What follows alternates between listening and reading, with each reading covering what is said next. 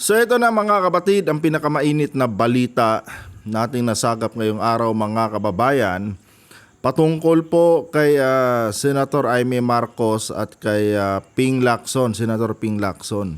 Na kung saan nga mga kapatid, itong si Senator Ping Lacson ay hindi na po nakapagtimpi dito kay Imee Marcos. At talagang sinabon mga kababayan ni Senator Ping Lacson itong si Imee. Itong si Imee mga kababayan, para bang nagre-rebelde ito matapos siyang i-booking ni Senator Ping Lacson na meron din pala siyang insertion na 2 milyon. 'Di ba? Ngayon, ibinooking siya ni Lacson, hindi matanggap ni Imee, kaya si Imee ngayon mga kapatid, kung ano-anong mga paninira yung kanyang ginagawa laban dito kay Senator Ping Lacson. Ito namang si Lacson mga kababayan ay siguro naubos na rin ang pasensya.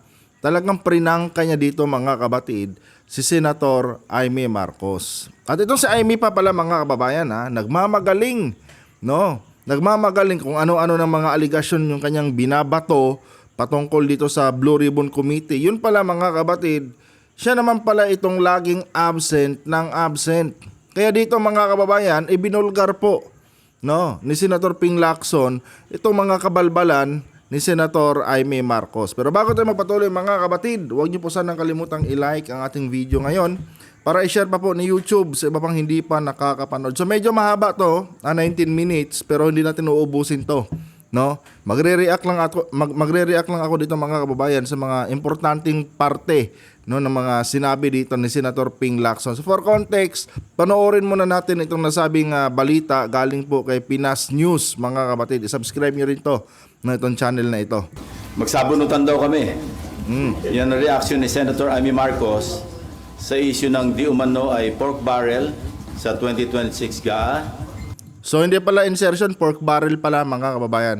Worth of 2 billion kung di ako nagkakamali na pork barrel na ibinukingan ni Senator Ping Lacson. Alam niyo ito si Imee mga kabatid, ang galing niyang magmagaling. Yun pala, wala siyang pinagkaiba dito kila Libiste. Na alam niyo yun, trying hard to be relevant, laging bida-bida. Then parehas na may tinatagong mga baho mga kababayan itong dalawang hinayupak na mga politiko na ito. Allocables and her baseless insults and untruthful criticisms against the Senate Blue Ribbon Committee, which I chair. Either Senator Imee thought na piluka yung buhok ko or she was insinuating na bakla ako. Grabe Talagang bumaba na si Imee sa level ng mga squatter mga kabatid. Yung mga aligasyon niya, yung mga pang-iinsulto niya kay Senator Ping is below the belt na po yun mga kababayan. Hindi na po dapat yan lumalabas sa bibig ng isang mambabatas. Lalo na presidential sister ka. Tapos ganyan ka umasta. Talagang nahawa na siya mga kababayan sa kabastusan nitong pamilya Duterte. Alam niyo itong mga Marcos mga kabatid, isa sa mga bagay na hinahangaan ko sa kanila is yung pagiging elegante nila. Na kung saan mga kababayan, kita niyo naman si President BBM, kung ano-ano ng mga batikos, aligasyon, halos isumpa na siya ng kanyang mga kritiko, pero never natin nakita na naging bastos si President Marcos mga kababayan. Kumbaga, yan yung tatak ng mga Marcos Pero itong si Imee mga kabatid, hindi na po ito tatak ng Marcos ngayon, itong kanyang pinapakita. Dahil talagang bumaba na siya mga kababayan sa level ng isang walang pinag-aralan na klaseng tao. Nakalimutan niya na kapwa niya senador, yung kanyang binibira. Tapos, mga below the belt na mga kababayan, irrelevant na po yung kanyang mga banat. Para siyang batang iyakin mga kabatid. Ibinuking lang yung kanyang pork barrel, nagwala agad mga kababayan. Kumbaga parang nagagalit si Imee na yung katarantaduhan niya nabuking sa publiko sa pamamagitan kaya Senator Ping Lacson. Kung kaya't si Senator Ping Lacson, talagang binabanata niya na kahit below the belt na, lumalabas pa rin sa bibig ni Imee. Very unprofessional, mga kapatid, itong pag-uugali na pinapakita ni Senadora Amy. At hindi ito, no, ang dapat klaseng pag-uugali, no, na dapat pinapakita ng isang mambabatas. Mambabatas kayo, no? Pero halos wala nang pinagkaiba itong si Amy sa mga nakatira sa squatter na talagang hindi makain ng ugali, mga kababayan, itong senadora na ito. Tuloy. On both counts, I say nothing can be farthest from the truth. No? Una, hindi po peluka ang aking buhok. Idugtong ko na rin na walang peke sa mukha ko. Hindi rin pustiso ang ngipin ko. My teeth are all mine. Ulitin ko, walang peke sa anumang bahagi ng aking mukha. Pangalawa, lalong hindi ako bakla. At kung iniisip ni Senator Amy na bakla ako, wala siyang maaring makita na macho dito sa mundo. Pangalawa, or anyway, please don't get me wrong. Ano? I have nothing against homosexuals. It is their choice and I respect them for that. But as far as I'm concerned, kahit hindi ako kagwapuhan, para sa akin, masarap pa rin na maging tunay na lalaki. Alam niyo, ito si Amy, masasabi ko, mga kapatid, may kwan siya, no? Kumbaga, may pagka-racist, no? Kasi ginamit niya yung mga kasarian ng ating mga kababayang LGBT. Eh. 'Di ba? Pag ginamit mong panira yung pagiging bakla, whatsoever diyan, ibig sabihin may guilt ka, no? Sa ating mga kababayang binabae. Hindi ba? Dinidiscriminate mo, no? Yung mga kababayan nating membro ng LGBTQ community. Oh, diyan pa lang, Amy, no? Good luck na lang sa political career mo dahil marami din 'yan, no? Marami din ang miyembro ng LGBTQ. At siguradong sigurado dahil sa ginagawa mong pambabasto sa kanila, dahil sa ginagawa mong pang-aalipusta sa kanila, no? Ginagamit mo tong pang discriminate kay Lacson eh. 'Di ba? Dahil sa ganyang ginawa mo, no? Wala ka nang aasahang suporta galing sa miyembro ng LGBTQ community. Tandaan mo talaga 'yan, Amy. Oh. Diyan pa lang sa mga ganyang ginagawa mo, nabawasan ka na ng botante kung tatakbo ka man sa susunod na halalan, no, sa kung anumang posisyon dyan. Tsaka wag kang ganun.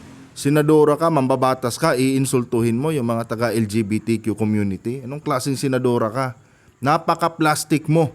Bukod sa ritukada na nga yung mukha mo at pustiso na yung ngipin mo, no? Plastic pa talaga yung pag-uugali mo. Kunwari, para ka sa taong bayan, yun pala, isa kang animal. Diyos ko po. At tulad ni na Tito Soto at Kiringo Hunasan, macho din po ako. Lalaking lalaki. Period. End of discussion. Talagang pamimersonal nitong kay Amy, mga kabatid eh. Hindi niya kasi matanggap, mga kababayan, na nabuking yung kanyang pork barrel, mga kabatid. Alam naman natin, ano, na pag sinabing pork barrel, ang pinag-uusapan natin dito ay isang uri ng korap na politiko.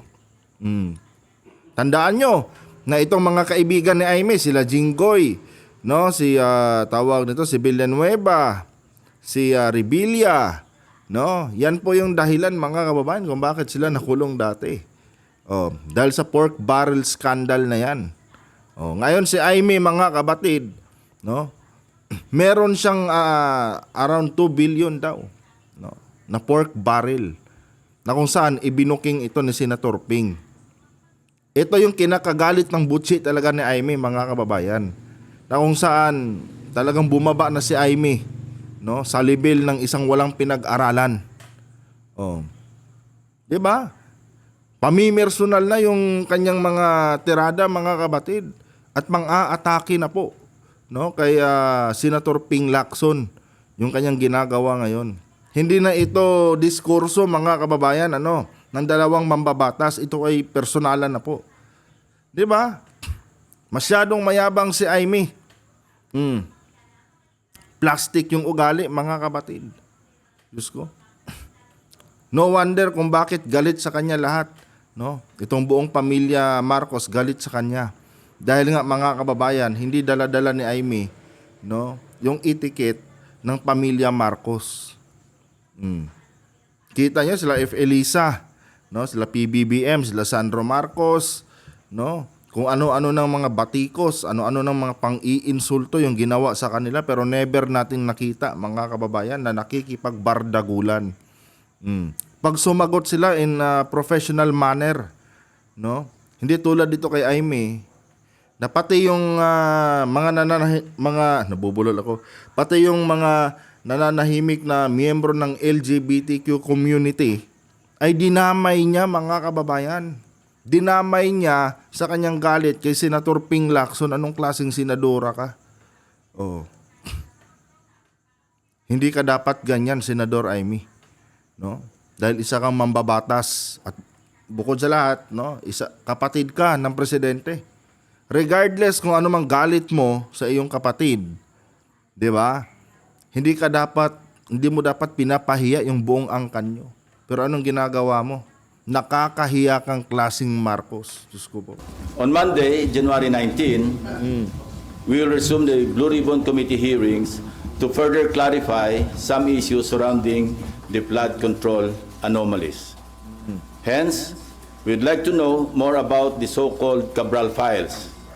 Not necessarily from Congressman Leandro Leviste, although he is most welcome to attend and participate in the hearing. In fact, we're also sending an invitation to the Speaker of the House of Representatives. But we prefer to get it from the original and official source itself, the DPWH, Department of Public Works and Highways. Hindi yung kay Leviste, kasi mga kabatid, yung so-called Cabral files ni Leviste, edited na kasi yon, manipulated na po yon.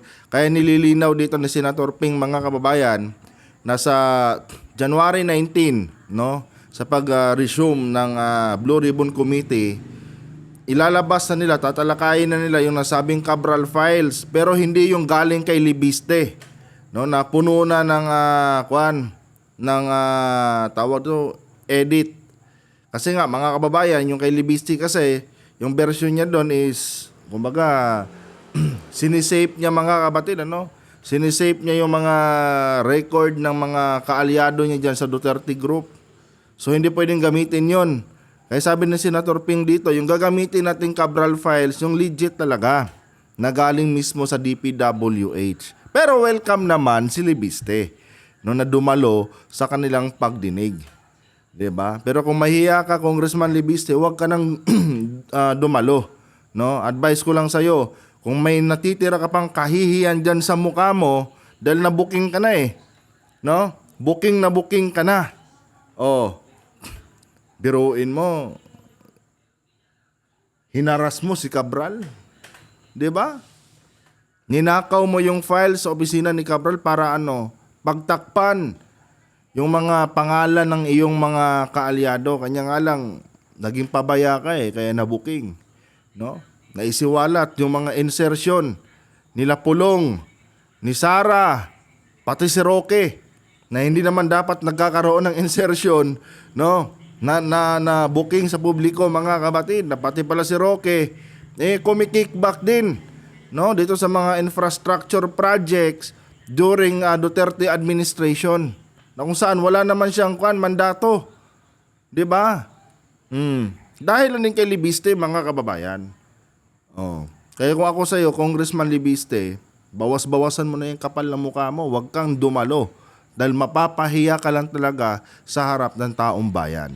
In this regard, we are issuing a subpoena duces tecum to Secretary Vince Dizon with the end in view of consolidating all the files, including but not limited to what the late Undersecretary Cabral left before she died, and which are confirmed to be in the possession of the department and which the Blue Ribbon Committee needs to further enhance our inquiry and investigation. Nag-usap na kami ni Secretary Vince tungkol dito last Monday at kung ano-ano mga files at dokumento ang kailangan namin. In relation to this, I received reliable information that former DPWH Secretary Manuel Bonoan deliberately submitted to Malacanang incorrect grid coordinates of thousands of flood control projects all over the country which form part of the Sumbong sa Pangulo website. Nako. Itong si Bunuan daw mga kababayan, sabi ni Senator Ping Lacson, nag-submit daw yata ng mga datos na mali-mali sa Malacanang para i-mislead ang administrasyon ni PBBM. Parang ganun yung ibig sabihin nito ni Senator Ping. Kaya itong si Bunuan ngayon mga kabatid, dahil na-booking na itong kanyang mga katarantaduhan, ipapasabpina siya mga kababayan.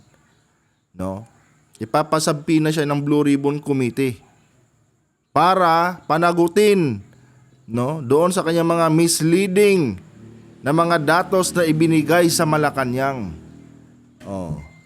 Di ba? Magkakaalaman to mga kabatid sa Lunes sa pagbabalik ng Blue Ribbon. Abangan natin to mga kababayan. This resulted in grossly inaccurate data involving some 421 ghost projects on previously inspected flood control projects earlier reported to the public by the said department, and which they are now trying to rectify by comparing the records in their multi-year planning and scheduling, or MIPS, MYPS, Project and Grabe, no? Contract Management Application, or PCMA, and other related documents that remain intact and in the possession of the department. Alam nyo, ito yung isang dahilan mga kabatid kung bakit si PBBM lang ang pinagkakatiwalaan ko sa kanyang administrasyon. Tingnan nyo ito si Bunuan. Di ba? Maayos naman ang pakikitungo sa kanya ng Pangulo. Pero mga kabatid, tingnan nyo. Nadadamay si Pangulong Marcos sa kanyang mga katarantaduhan. Biruin mo, nag-submit ka ng misleading na datos sa opisina ni President BBM. Anong klaseng sekretary ka? In-appoint ka ng maayos. Tapos ngayon, yung mga ibinibigay mong mga datos doon sa opisina ng Malacanang, sa opisina ng Presidente, puro misleading na kung saan pwede talaga itong magresulta sa kasiraan ng pangalan ng Presidente Marcos. Kaya ako mga kababayan, ang pinagkakatiwalaan ko lang talaga dito sa Marcos administration, si PBBM. Marami talagang traidor mga kabatid sa loob ng cabinet, ng gabinete ni President Marcos. Ultimo, yung kanyang pinsan na si Martin Romualdez, isa sa sumisira sa pangalan ng kanyang pinsan na si President BBM. Kaya yung mga supporters ni Romualdez yan, pasensya na kayo. Talagang bibirahin natin dito yan. Yung si Martin Romualdez.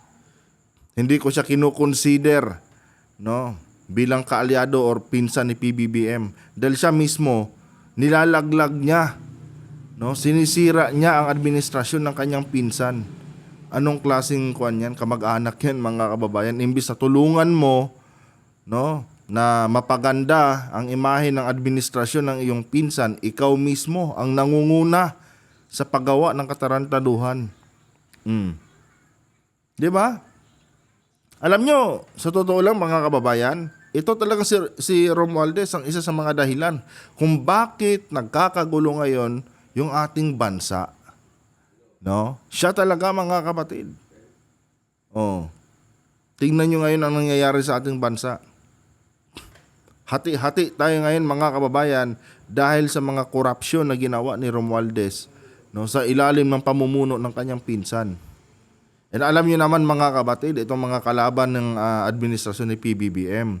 Kahit hindi ginawa ng Pangulo yan, kahit pinsan niya ang gumawa ng mga katarantaduhan na yan, talagang idadamay nila ng Presidente Marcos. Dahil unang-una yun talaga ang pinaka gusto nilang gawin ang pabagsakin ang administrasyon ni PBBM. Tuloy. Second, we would like to clarify persistent reports that former Speaker Martin Romualdez Ito. had purchased a house and lot in a plush subdivision in Makati City using the Discayas as front Nako, mga kababayan. Ito daw si Romualdez. Oh, naka-acquire daw ng tawag dito, parang bahay, no, somewhere in Makati, mga kabatid. Gamit ang pangalan ng mga diskaya. 'Di ba? Ang galing, mga kababayan. Kung totoo man ito, mga kabatid, literal na traidor itong si Romualdez. No? Dahil alam naman natin, mga kababayan, na itong mga diskaya, ito talaga, no, ang nagdala ng malaking kasiraan, no, dito sa mga proyekto sa DPWH. Dahil ilang bilyon nga, mga kabatid, yung kanilang nakubra dahil sa kanilang pagiging swapang. No, ginamit sila ng ginamit nitong mga korap na mga congressman, na mga korap na politiko. Sila yung naging daan, mga kababayan, no, para makapangurakot itong mga politiko, no, na mga animal, na mga buhaya. Tapos ngayon, maging si former House Speaker Martin Romualdez, isa din sa nakinabang sa mga diskaya.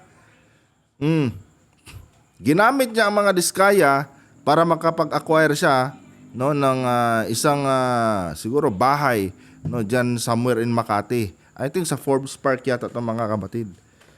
No, ito yata yung sa Forbes Park na bahay di umano ni Romualdez. Yun yung tinutukoy yata dito ni Senator Ping. Ganon pa man, malinaw na dito, mga kababayan, na itong si Romualdez talaga, no, ay hindi po kaisa, no, sa layunin ni PBBM na magkaroon ng bagong Pilipinas. Oh. Kasi puro corruption yung kanyang kinasasangkutan ngayon, mga kabatid. Oh. Alangan naman kampihan pa natin si Romualdez, mga kabatid. Klarong-klaro na no, yung kanyang mga kabalbalan. According nga sa kwento ni Tubi Chanco, di ba? Sinita na ni PBBM itong si Romualdez. Oh, si Romualdez at si Ko, sinita na ni President Marcos minsan. No? Dahil kitang-kita na ng mahal na Pangulo yung pagmamalabis nitong kanyang pinsan na si Romualdez. 'Di ba? Oh, yung Pangulo nga sinita nga yung pinsan niya, tayo pa kaya? Oh. Grabe, mga kabatid. Ang daming traidor talaga na nakapaligid, no, kay President BBM. Kaya lahat ng effort niya ngayon, no, nababaliwala. Dahil itong mga nakapaligid sa kanya, ito din yung lantarang gumagawa ng katiwalian, na kung saan, mga kababayan, pabor naman sa mga kritiko ni Presidente Marcos. Dahil yung mga katiwaliang ginagawa nitong kanyang mga kaalyado na nakapaligid sa kanya, ito yung ginagamit din ngayon, no, ng kanyang mga kalaban sa politika para pabagsakin yung kanyang administrasyon. Especially itong mga Duterte. Oh. Maaawa ka na lang sa Pangulo talaga In the said sale, if verified to be true, this could possibly establish a direct connection between the former speaker and the Discayas. In this regard, we may invite the former owner of the property to shed light. Nako, dito na magkakaalaman yan, mga kabatid.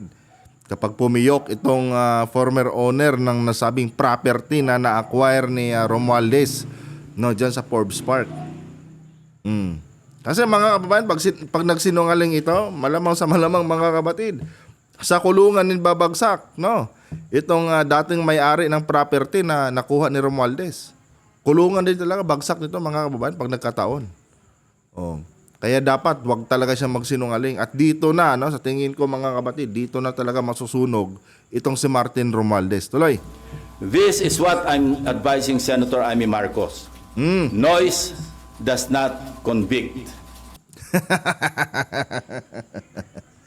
Sabi ni Senator Ping, ito yung sinasabi ko kay Senator Amy Marcos. Na yung pag-iingay mo dyan, yung pagbibida-bida mo dyan, ay hindi yan ang paraan para maipakulong mo, no, yung mga sinasabi mong kawatan sa kaban ng bayan. Oh. Yun ang ibig sabihin ni Senator Ping dito. Sampal sa mukha to ni Amy, mga kabatid. Kasi nga itong si Amy, puro lang bunganga. No, puro lang paninira. Oh. Puro forma, kumbaga, puro forma, wala namang kwenta. Dahil wala naman siyang nagagawa. Oh. Wala naman siyang naiambag mga kapatid para maipakulong itong mga itong mga korap na mga politiko. Puro siya ngawa, puro siya paninira sa kanyang kapatid. Ang tanong, may naging ambag ka ba? May nagawa ka na ba? Di ba gusto niyo ng hustisya para sa taong bayan? Gusto niyo mapanagot yung mga magnanakaw sa kaban ng bayan? Ang tanong, may naipakulong ka na ba? May naitulong ka na ba sa imbestigasyon? Oh.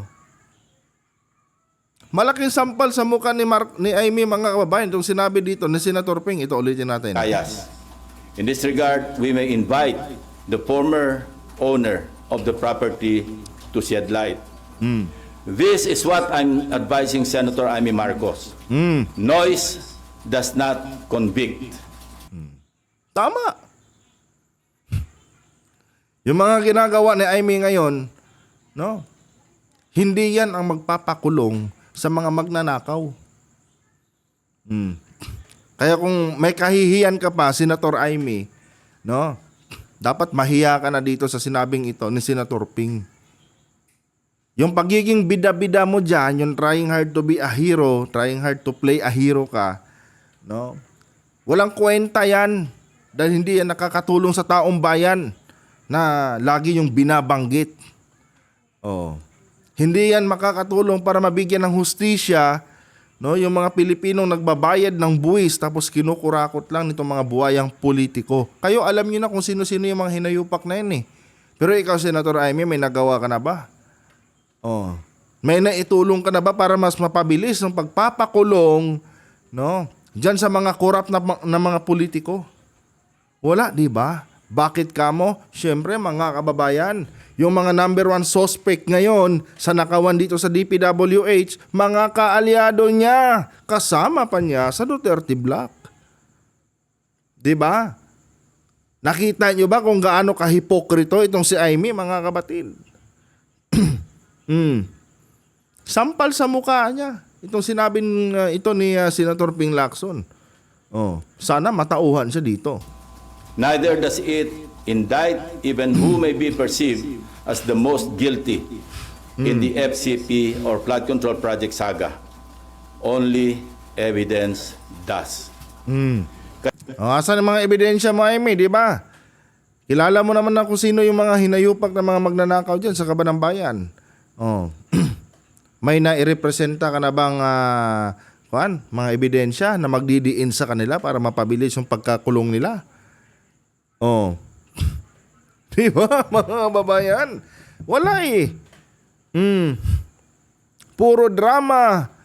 Puro mga kwento na walang kwenta. Oh. Kaya kayo mga DDS, tandaan nyo. Yung si Amy Marcos, Marcos pa rin yan. Oh. Kahit anong sip-sip yan dito sa mga puon nyo ng mga Duterte, wag nyo talagang pagbibigyan yan. No? Wag nyo pagbibigyan yan.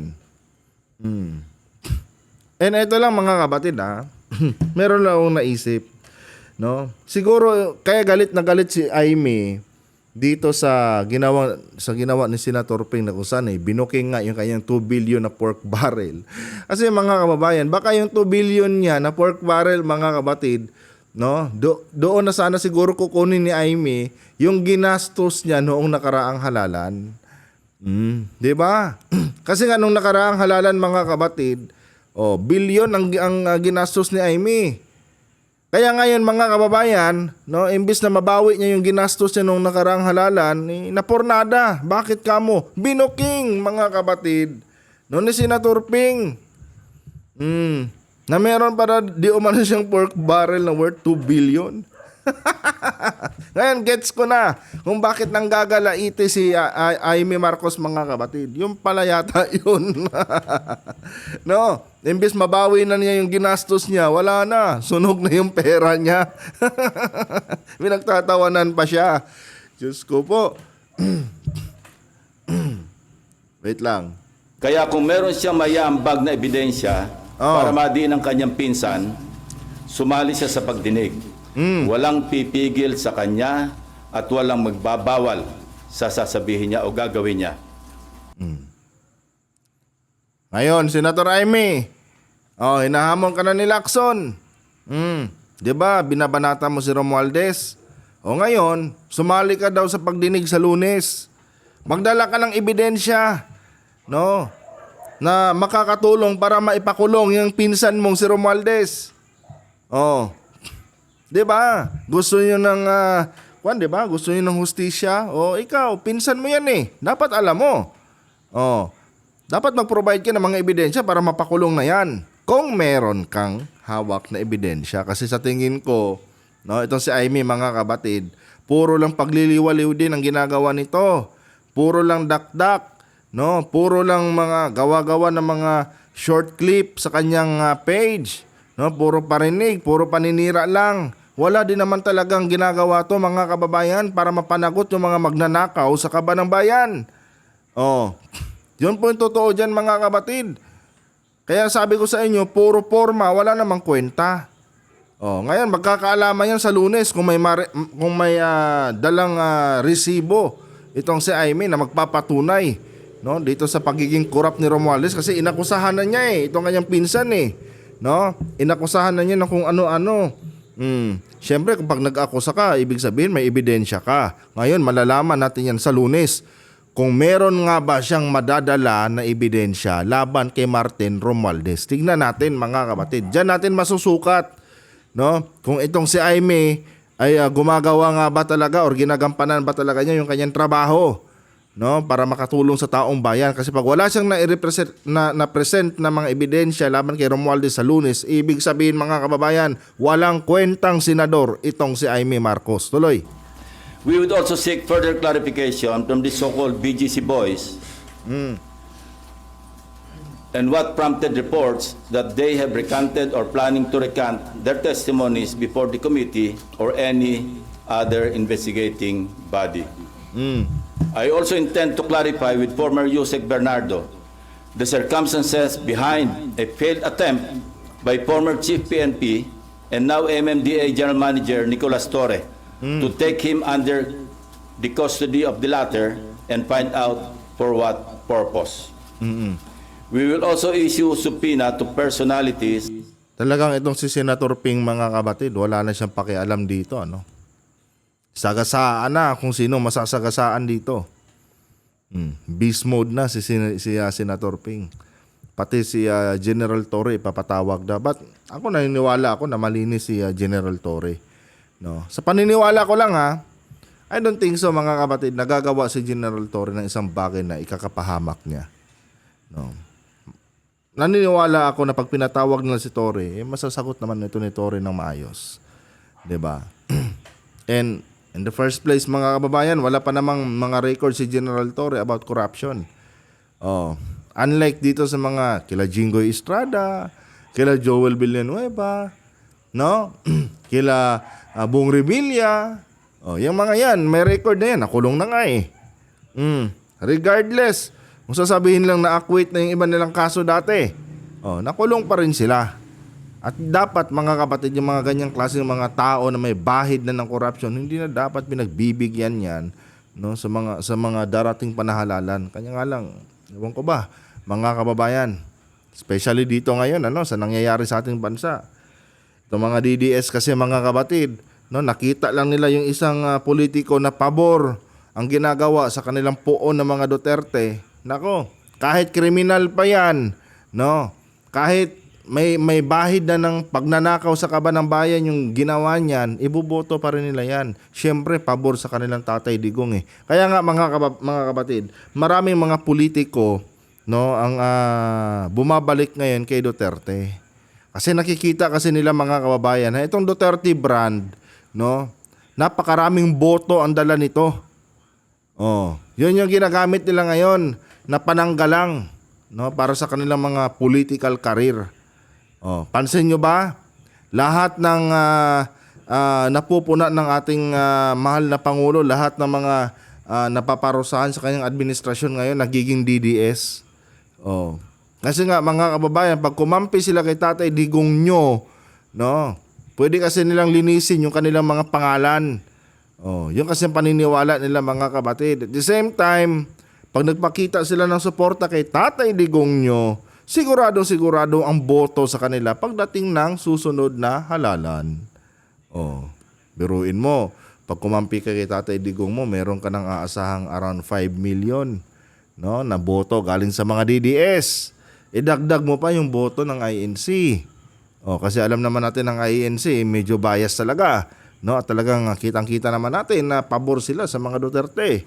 Kahit mag-deny pa, no, itong sila Marcoleta. 'Di ba? Syempre mga kabatid, kung sino yung kakampi ni Marcoleta, yun talaga iboboto ng INC. Oh. Kasi INC to si Marcoleta eh. Oh. Again, mga kababayan, no hate ako sa INC ah. Ang pinag-uusapan po natin dito mga kapatid is impluwensya ng mga politiko na kung saan ginagamit nila yung INC, yung mga miyembro ng INC. Oh. Wala tayong magagawa dyan kasi may tinatawag silang pagkakaisa nila black voting na tinatawag 'Di ba? Pero gusto ko lang baka sakali no, matauhan yung ating mga kababayan mga INC na sana wag kayong magpagamit dito sa mga korap na mga politiko. No? Wag sana kayong magpagamit sa mga walang hiyang mga politiko na yan na gumagamit ngayon sa pangalan ni Duterte dahil ang hinahabol lang ng mga hinayupak na yan yung boto nyo at boto ng mga DDS. Oh, yun yung totoo dyan mga kababayan. Tuloy. Who snubbed our invitations during the last hearing under pain of contempt and arrest by the Senate Sergeant at Arms. With all that said, I'm ready to answer your questions. Sir, balikan ko lang yung kay Senator Amy Marcos. How do you find yung ganong klase ng statement o reaction sa inyo naging pahayag bilang isang lawmaker? Well, nakakagulo, no? Hindi nakakatulong. Kasi unang-una, wala talagang pagpipigil o pagbabawal na ginagawa. Particularly ang chairman o sinong miyembro ng komite na nag-aatin ng hearing. Sino kami para magbawal sa kasamahan namin? No? So talagang masyadong insulto sa integridad ng Senate Blue Ribbon Committee. Sa amin lahat, for that matter. Even to herself, kasi member siya ng Blue Ribbon eh. Hindi nga siya nag-a-attend, so paano niya masasabi na pinagbabawalan siya o sila? Nakaw, mga kabatid, miyembro pala ng Blue Ribbon Committee si Amy. Tapos hindi siya uma-attend ng mga pagdinig ng Blue Ribbon Committee. Tapos ngayon gumawa siya ng kwento, no, na pinagbabawalan daw silang magtanong dyan. Kasi mga nakaraang araw mga kababayan, nagpalabas ng kwento ito sa Amy, no, sa media na pinagbabawalan daw sila, pinagbabawalan daw sila mga kabatid na magtanong-tanong dyan sa Blue Ribbon Committee tuwing may hearing. Yun pala, miyembro pala siya ng Blue Ribbon Committee. Kanya nga lang, absent ng absent. Oh, ang tanong ngayon, paano mo nasabi, Senator Amy, na pinagbabawalan kayong magtanong sa hearing ng Blue Ribbon kung ikaw mismo lagi kang absent? Kumbaga mga kababayan, ang pinaka-square na tanong dyan, nasubukan mo na bang magtanong, Senator Amy? Na kung saan binara ka dahil bawal kang magtanong? Oh, yun mga kabatid. Oh, galing na mismo kay Lacson miyembro pala siya ng Blue Ribbon no? Tapos lagi siyang absent. Hindi siya sumasali sa pagdinig ng Blue Ribbon. So how come na nasabi mong pinagbabawalang magtanong yung mga ibang mga senador diyan? Ikaw mismo wala ka sa hearing no? Wala kang karapatan na gumawa ng kwento na kung ano-anong kwento dyan. Dahil ikaw mismo, hindi mo nasubukan Oh, di ba? Ulitin natin. Matter. Even to herself, kasi member siya ng Blue Ribbon Hindi nga siya nag-a-attend, so paano niya masasabi na pinagbabawalan siya o sila? So, anong intention niya? Sirain yung credibility ng investigation ng Senate Blue Ribbon Committee? Hindi ko alam kasi even earlier, di ba marami siyang sinasabi sa inyo na may babaliktad. Hindi ko alam kung bakit ginugulo niya. No? Plano talaga yung sirain ng investigasyon. Bakit ka mo mga kababayan? Oh, naiipit yung iba niyang kasamahan. Simple lang. Kaya niya ginugulo ang nasabing imbestigasyon ng Blue Ribbon, mga kapatid, kasi nasa hot seat po si Jinggoy, si Revilla, si Estrada, tapos si Villanueva. Oh, 'di ba? Gusto niyang mawalan ng kredibilidad ang Blue Ribbon Committee nang sa ganon makwits yung mga kasalanang ginawa ng kanyang mga kaalyado dyan. And that is common na practice na, mga kababayan, ano? Para maitigil yung mga ganyang sirain mo yung investigasyon. No? Kasi pag nasira yan, ibig sabihin, kasi mga kababayan, titignan natin, ano? Kung magpapatuloy itong ginagawang paninira ni Amy sa Blue Ribbon Committee at nawalan ng kredibilidad ang Blue Ribbon Committee dahil sa mga mali-maling mga propaganda, mali-maling mga naratibo na pinapakalat ni Amy, malaki ang chance, mga kabatid, na itong mga pinailan ng kaso ngayon, no, ng Korte Suprema ng mga senador na involved sa nakawan dyan sa DPWH flood control projects, malaki ang chance, mga kababayan, na pag nagtagumpay si Amy, yung mga akusasyon laban dito sa mga hinayupak ng mga senador na ito ay mapapawalang bisa. Oh. 'Di ba? Kaya itong si Amy, tuloy-tuloy sa kanyang ginagawang katarantaduhan. Dahil gusto niyang masira ang kredibilidad, mga kababayan, ng Blue Ribbon Committee. Unfortunately, mga kabatid, basang-basa na siya ni Lacson. Oh.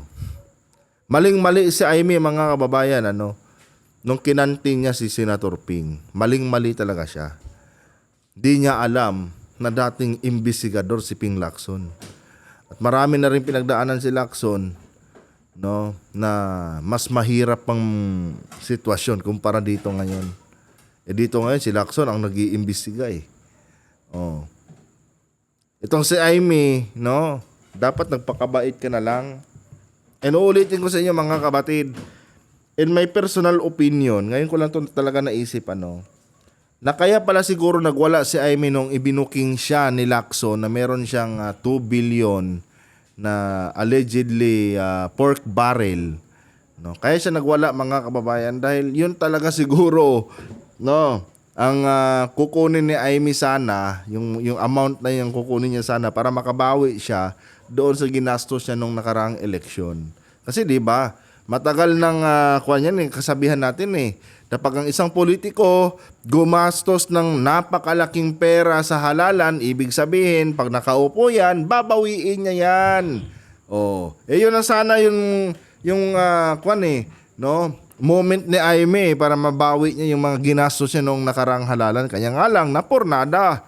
Kasi nga kinanta ni Lacson. Oh. Kaya si Amy galit na galit eh. 'Di ba? Galit na galit, mga kababayan. Diyos ko. Anyway guys, masyado nang mahaba. Pag patatapusin natin ito, pasensya na kayo, ako nabubulol ako.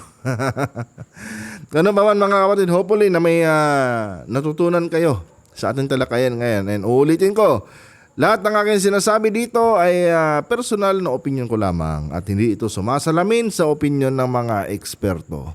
At hindi ko rin ginawa itong video na ito para paniwalaan nyo. Kung agree kayo, mga kapatid, sa ating sinasabi dito, din good.